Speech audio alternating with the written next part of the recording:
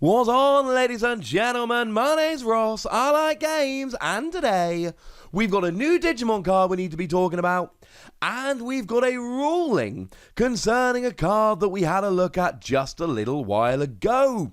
Might have even been yesterday, might have been the day before, I can't quite remember. The point is there's Digimon news, including a new card, and that's probably a good place to start. Now our translation here comes from the lovely, wait for it, Jason Snowjack. Stop me if you've heard that one before. And what we have here is a new red option card. And it's pretty much, as you might imagine, new red option cards to be. Now, it is actually, if you want to just play it normally, a 6-cost option card, and it is called Final Elysian. And given that it is a rare card, and given that it is Gallantmon, or Dukemon, depending where you go with that, there is a very good chance this is going to be one of the fancy alternate art ones when the set launches proper. What does it do? Well, when you play it, you destroy one of your opponent's Digimon with 5,000 power or less. But if you've got a red tamer in play, remember we have been told that the red cards in this set will be more integrated with the tamers, you destroy one of your opponent's Digimon with 8,000 power or less. And ladies and gentlemen, this is a good card. Now, it is not a cheap card, yeah? I mean, you're paying 6 cost. You could just pay 2 more, and you'd be having Gaia Force. And Gaia Force is literally just get rid of anything. Gaia Force will delete any Digimon whatsoever. There's no mucking about. There's no limit on exactly what you can do or how powerful you can go. And it's only 2 memory more. Now, that is still 2 memory more. I mean, to stay in the starter decks for a little bit, of course, we've got that blue option card, which is Hammer Spark, 0 cost, adds 1 memory. So clearly 2 memory is quite important in the context of the game. My question to you, and it's not a question I'm afraid to which I have a particularly good answer today, is it worth it? Yes, saving 2 memory is good. I'm not arguing that it isn't. That would be dumb. What I am saying is it worth it? Are you actually going to be able to get enough Digimon? Because what you don't want to do is go, oh my goodness, my opponent's got their Omegamon ready and this is really bad and now they're going to start just absolutely running through me. Oh wait. Oh no, I haven't got Gaia Force. I've got Final Elysium. And then I lose the game. I mean, you could do this for a million different other things. Granku Wagamon, Dimension Scissor, that combo I've talked about loads. Because Granku Wagamon's got piercing, so every time you destroy a resting Digimon, you also do a security check. And then Dimension Scissor says that for one of your Digimon until the end of turn, every time you KO, arrest, or delete a Digimon, you make yourself active, but you're doing a security check every time as well. That's a dumb combo, and if you think your opponent's about to start busting that out, you want to take out Granku Wagamon, but oh no, they've got 11,000 power. So you can't. I'm not saying this isn't a good card. I'm not saying it's not a useful card, and I'm not saying you're not going to get a huge amount of mileage out of it. But I do think it is really important to question how often this is really going to have your back. I mean, generally speaking, 8,000 power will get all level 5s and below. Yeah, sure, you'll get the odd exception like Metal Tyrannomon, the exception that proves the rule, as you were. But generally speaking, 8,000 power will get anything but level 6s. In terms of 5,000 power, you're talking level 3s and most level 4s, but again, you've got stuff like Dark Tyrannomon, which will be able to survive. Generally, the vanilla ones do have higher power to make up for their lack of skills. So essentially, played normally, you get level 3s and most level 4s. Played when you've got a red tamer in play, you'll get basically anything that isn't a level 6. And don't forget, there is that one level 6 that does actually have low enough power that you can take it out, even though they are a level 6. That would be the Slash Angemon from New Evolution, is actually weak enough as a level 6 that you would take it down. But the point is here that I'm going, oh, this one's really weak and you'll actually be able to take it out. That's a problem for me.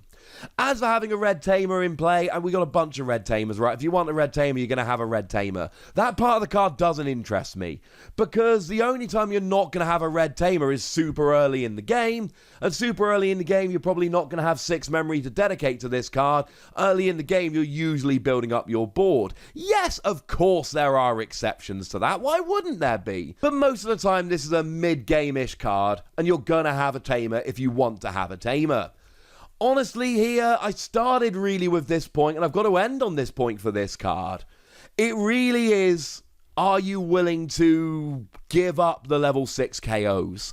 And honestly, I think for a lot of the time, for me, I'm not willing to give up the level 6 KOs.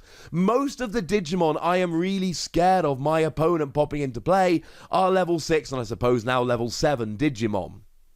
And I would rather have a slightly more expensive card that can get them, and sure, there'll be times I have to make that decision to pay 8 to get rid of a level 3 or 4, but most of the time I can take down them with my attacking Digimon anyway. I'm sorry, I'm not loving this, because most of the time I'd rather just play Gaia Force. Interestingly enough, as a security skill, it is the same as Gaia Force, you just get to play it without paying the cost. Something to bear in mind here. Now, the other news we've got today concerns Diaboromon. Still a Digimon I have a little bit of trouble pronouncing. Let me know how I'm doing in the comment section. Now, that's the one we looked at yesterday, which is potentially like full-on over-the-top phenomenal. What it does is when you attack, you basically get to deploy a 3,000 power token just as an extra Digimon there ready to go, and then when you would be deleted, you can instead delete one of the tokens and keep yourself alive.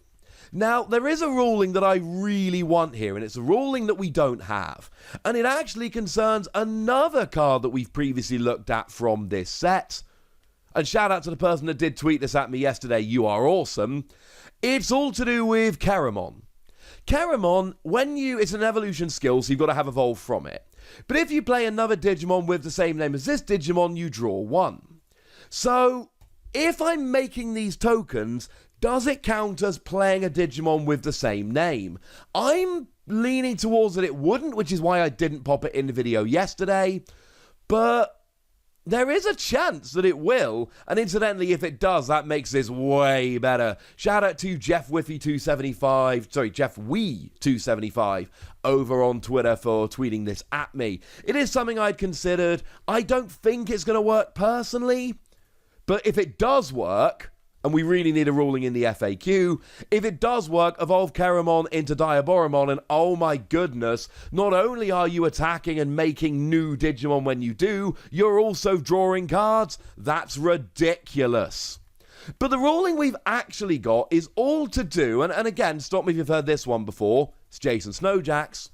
It concerns whether it is being destroyed by a Digimon or a security Digimon that allows you to sacrifice a token to keep Diaboromon alive. And the answer is, it is either. So if you are attacking a security card and you get destroyed, you can sacrifice a token instead. And if your opponent tries to attack you when you're resting, you can sacrifice a token instead. And this seemed pretty obvious to me, but apparently in the reveal video, they did explain it wrongly, and they did give an incorrect explanation. Given that I'm not fluent in Japanese, I'm afraid I did not hear the explanation, but that's what I'm being told. As it happens, it's something I expected, but make no mistake about it, it's still a really, really good thing. This is still wonderful news, because if this only protected you against something attacking you when you're resting, it wouldn't be nearly as good. If this only protected you against security Digimon, it wouldn't be nearly as good. The fact that it does protect you from both is a wonderful thing, albeit something which I think we probably should have all seen coming. Still good news. So there we go, ladies and gentlemen, that is the Digimon news for today, and hopefully over the next few days and couple of weeks, we'll get plenty more new Digimon cards, and you know the deal by now, ladies and gentlemen. So, keep coming back, ladies and gentlemen. Keep coming back. And I will keep showing you new Digimon cards. And life will be good. But for today, I want to know what you think about these two cards we've been discussing, so let me know in the comment section. Go nuts, be nice. And then make sure you like this video, subscribe to this channel, follow me on Twitter at the Wossy, where we talk Digimon and a whole bunch of other games. And please do consider checking out patreon.com/PTCG Radio, where you can support the channel, get some bonus podcasts, all kinds of good stuff. But by far the most important thing as always, look after yourselves till next time, would ya? Thank you very much for watching. My name is Ross, and you've been watching Wossy Plays.